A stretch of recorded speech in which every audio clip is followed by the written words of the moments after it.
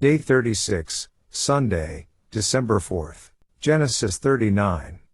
Genesis 39 1-23 NKJV. Now Joseph had been taken down to Egypt, and Potiphar, an officer of Pharaoh, captain of the guard, an Egyptian, bought him from the Ishmaelites who had taken him down there. The Lord was with Joseph, and he was a successful man, and he was in the house of his master the Egyptian.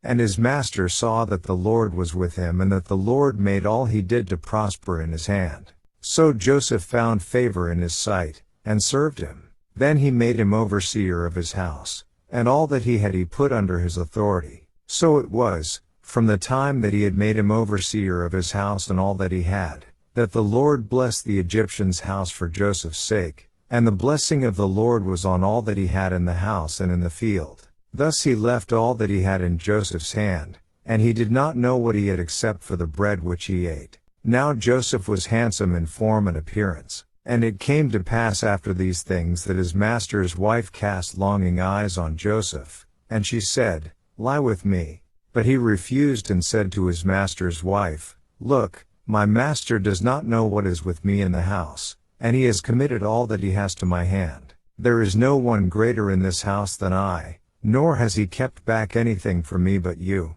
because you are his wife. How then can I do this great wickedness, and sin against God?"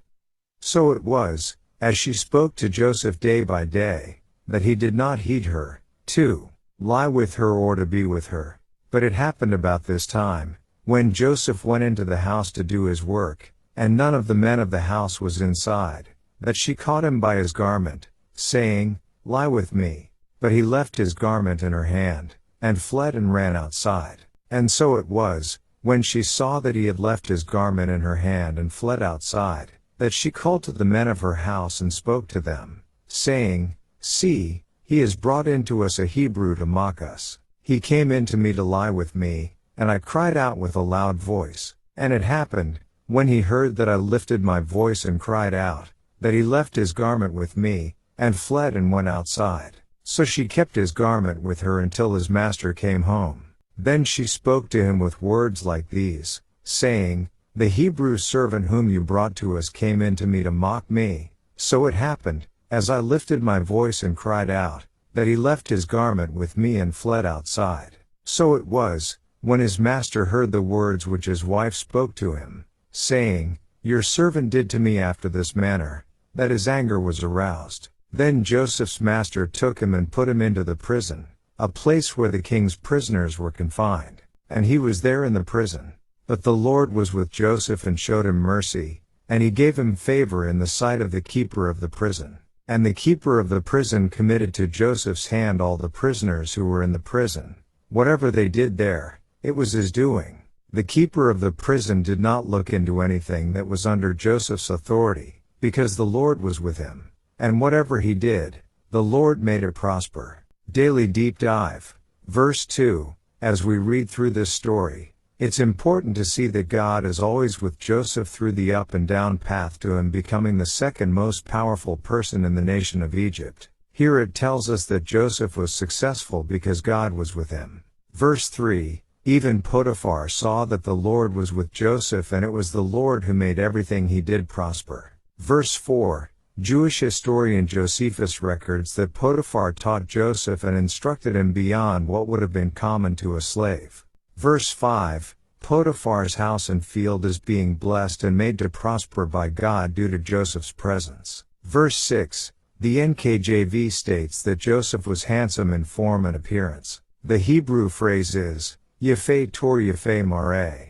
We find this exact same Hebrew phrase used of Joseph's mother Rachel in Genesis 29:17, where it states Rachel was beautiful of form and appearance. Well, I guess he didn't get his good looks from his father. Verse 7, Jamieson Fawcett Brown states the ancient women of Egypt were very loose in their morals. Intrigues and intemperance were vices very prevalent among them, as the monuments too plainly attest. Wilkinson. Potiphar's wife was probably not worse than many of the same rank, and her infamous advances made to Joseph arose from her superiority of station. And, verse 9, marriage was designed by God. Joseph knew that he would be sinning first and foremost against God if he committed this act. Verse 10, this went on day after day after day. How awful! What a test of his conviction and faithfulness. Verse 11, Jewish historian Josephus states there was a public festival coming on, in which it was the custom for women to come to the public solemnity. She pretended to her husband that she was sick, as contriving an opportunity for solitude and leisure, that she might entreat Joseph again. Verse 21 to 23, even in this downturn of events, God was still with Joseph, still giving him favor and again causing him to rise through the ranks and prosper. The UCG reading program adds some additional insights. I encourage you to look up the scriptures in third paragraph, as they clearly show Joseph following these many biblical principles. Joseph was sold again by the Arabian traders to an officer of the Egyptian Pharaoh. God surely had a hand in Joseph being sold to Potiphar, in order that in the house of one so closely connected with the court, he might receive that previous training which was necessary for the high office he was destined to fill, and in the school of adversity learn the lessons of practical wisdom that were to be of greatest utility and importance in his future career. Jameson, Fawcett, and Brown Commentary, note on verse 1. Although Joseph prospered in Potiphar's house, this was not God's ultimate purpose for Joseph in his human life. God had a greater design for him. To reach that intent, Joseph had to be thrown into prison, creating the environment where God would later exalt Joseph to the right hand of Pharaoh. This illustrates something very important for us to remember. Sometimes Christians must endure hardship and trial to reach God's final outcome. Keep in mind that God has created us for an awesome purpose. While Joseph would eventually be taken from prison and given a position in Egypt equivalent to what we would call the nation's prime minister, we will eventually be taken from this physical, limiting existence and, along with Joseph, will be made co-rulers with God over the entire vast universe. So, if it takes suffering and tribulation to help us attain that purpose, God will allow us to be subjected to it. Yet, although things may look quite bleak at times, God will never leave us nor forsake us. Deuteronomy 31:6, Hebrews 13:5. So we can be patient in times of trial, trusting God and continuing to serve and obey Him, knowing that all things work together for good to those who love God. Romans 8:28. And that He will not allow us to be tried beyond what we are able to endure. 1 Corinthians 10:13. We can learn many lessons from Joseph's example. Take some time to look up the following scriptures and notice their relation to this trying period of Joseph's life. Proverbs 22:29, Proverbs 10:4, Proverbs 12:24, Matthew 25:21, 1 Corinthians 6:18, 1 Peter 3:17, Romans 5:3-4, Romans 8:35-39. One important lesson is that obeying God in all circumstances ultimately works out for the best.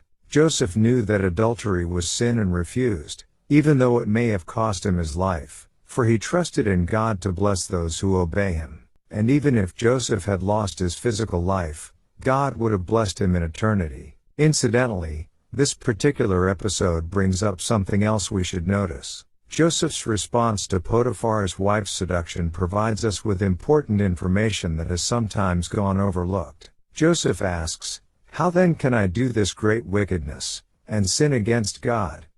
Genesis 39:9. Many today believe that the Ten Commandments were not in place before the time of Moses. Yet not only do we see Joseph's virtue in his response, but we also find proof that God's law was known at the time. According to Romans 5:13, sin is not imputed when there is no law. Yet Joseph clearly calls adultery sin, thereby showing that God's law was enforced prior to its codification around 250 years later at Mount Sinai. End.